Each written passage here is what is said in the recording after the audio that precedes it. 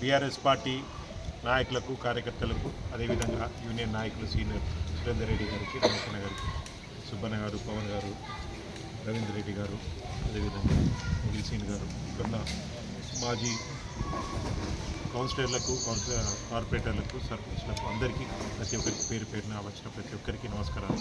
అదేవిధంగా విచ్చేసిన మీడియా మిత్రులందరూ కూడా పేరు పేరున నమస్కారాలు. ఎల్లుండి మంగళవారం 21వ తారీఖు మా పార్టీ వర్కింగ్ ప్రెసిడెంట్ పెద్దలు కేటీఆర్ గారి నాయకత్వంలో రైతు సదస్సు లక్షట్పేట్ మన వాసవి ఫంక్షన్ హాల్లో రైతు సదస్సు ఒక సభ బీఆర్ఎస్ పార్టీ ఆధ్వర్యంలో పెట్టబోతున్నాం.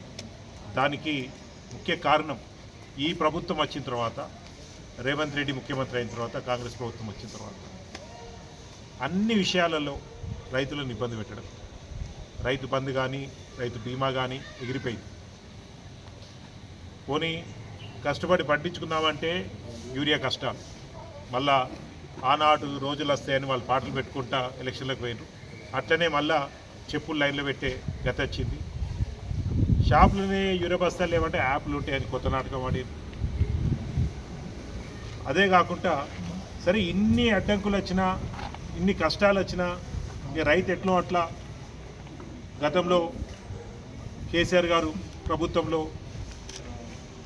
మిషన్ కాకతీయ ద్వారా చెరువులు మంచి చేయడం కానివ్వండి, కాళేశ్వరం ద్వారా రాష్ట్రం మొత్తం కూడా సాగునీరుకి ఇబ్బంది లేకుండా చేసే ప్రణాళిక చేసినప్పటికీ ఇవన్నీ కష్టాలు కాంగ్రెస్ పార్టీ పెట్టినా, గత ప్రభుత్వం చేసిన మంచి పనుల ద్వారా వాళ్ళకు ఇంత పంట వస్తే ఆ పంటను అమ్ముకుందామంటే కూడా మొత్తం దళారులు, ఎమ్మెల్యేలు, మంత్రులు మీద వడిగా దోచుకోవాలి. వాళ్ళకు అప్పట్లో వడ్లు చూస్తేనేమో కేసీఆర్ గారికి అప్పుడున్న బీఆర్ఎస్ పార్టీ నాయకులకు అబ్బా రైతులకు మంచి పంట పడ్డదని సంబరం మాకుంది. ఇక కాంగ్రెస్ వాళ్ళకు ఆ వడ్లు చూస్తే ఇది ఎట్లా మేము క్యాచ్ చేసుకోవాలి, ఈ వడ్లు మా అకౌంట్కి పైసలు ఎట్లా రావాలి, ఎవరు ఎట్లా దోపిడీ చేసుకోవాలి, రైస్ మిల్ల దగ్గర ఎట్లా తీసుకోవాలి, ట్రాన్స్పోర్ట్ వాళ్ళ దగ్గర ఎట్లా తీసుకోవాలి, కమిషన్ల పేరు మీద, కటింగ్ల పేరు మీద దోసుకునే కార్యక్రమం వాళ్ళు చేస్తారు. ఇంత దారుణంగా మళ్ళా ఏది వద్దనైతే మనం తెలంగాణ తెచ్చుకున్నామో మళ్ళీ ఆనాటి రోజులు తీసుకొస్తారు. బ్రహ్మాండంగా 10 సంవత్సరాలు కేసీఆర్ గారి నాయకత్వంలో దేశంలో ఎక్కలేని విధంగా రైతుల అకౌంట్లలో నేరుగా పైసలు వేసారు. 1 కాదు 2 కాదు, 1,00,000 కోట్లు వేసారు మొత్తం వారి ముఖ్యమంత్రి ఉన్న సమయంలో. ఇవాళ అప్పుడు వాళ్ళు చెప్పిన మాటలు, వాళ్ళు ఇచ్చిన గ్యారంటీలు 15,000 వేస్తాం ఎకరానికి. ఒక్క ఎకరానికి ఒక్క రైతు కూడా ఇప్పటివరకు 15,000 వల్లే వాళ్ళన్న మాట ప్రకారంగా. అన్ని విధాలుగా అబద్ధాలాడి ఇవాళ అధికారంలోకి వచ్చి ప్రజలను, ముఖ్యంగా రైతాంగాన్ని ఇబ్బంది పెట్టడం ప్రజలందరూ కూడా చూస్తుండ్రు. ఆ రైతులకు మద్దతుగా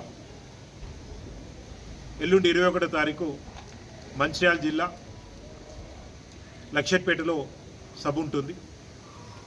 ఇదే కాకుండా ప్రభుత్వం అధికారులు, ప్రభుత్వం, కాంగ్రెస్ ప్రభుత్వం నిర్లక్ష్యంతో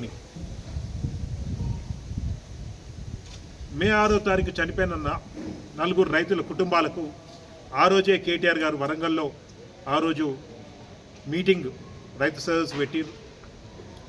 అదే రోజు అనౌన్స్ చేయడం జరిగింది. చనిపోయిన ఒక్కొక్క కుటుంబానికి 5 లక్షల రూపాయలు ఆ వ్యక్తికి, ఆ కుటుంబానికి అందజేస్తామన్నారు. అట్లా 20 లక్షలు బీఆర్ఎస్ పార్టీ తరఫు నుంచి పెద్దలు కేటీఆర్ గారి చేతుల మీదుగా ఆ కుటుంబాలకు కూడా అందజేయడం జరుగుతుంది. దుర్మార్గం ఏంటంటే ఇప్పటి వరకు ఆ రోజు మీ అందరికి తెలుసు, మాజీ మంత్రివర్యులు జీవన్ రెడ్డి గారు, అదేవిధంగా దివాకర్ గారి నాయకత్వంలో పొద్దుటి నుంచి సాయంత్రం వరకు ఎర్రటెండల నరి రోడ్డు మీద ఆ కుటుంబాలకు, ఆ రైతు కుటుంబాలకు అండగా మేము నిరసన కార్యక్రమం తెలియజేసాం.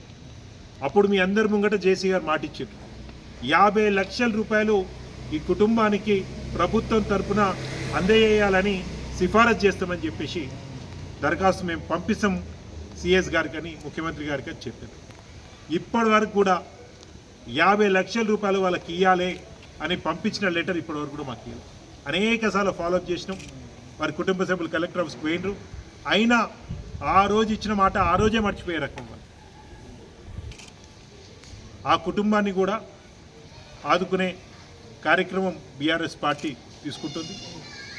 అదేవిధంగా ఈ యొక్క సభకు పెద్దలు మాజీ మంత్రివర్యులు జీవన్ రెడ్డి గారు, కొప్పులీశ్వర్ గారు, అదేవిధంగా మా పార్టీ అధ్యక్షులు బాల్క సుమన్ గారు, అదేవిధంగా యూనియన్ పరంగా నుంచి రాజిరెడ్డి గారు, మిగతా ఉమ్మడి ఆదిలాబాద్ జిల్లా ఎమ్మెల్యేలు కానీ ఇన్ఛార్జీలు కానీ అందరు కూడా ఈ సభకు రాబోతున్నారు. రెండో సబ్జెక్ట్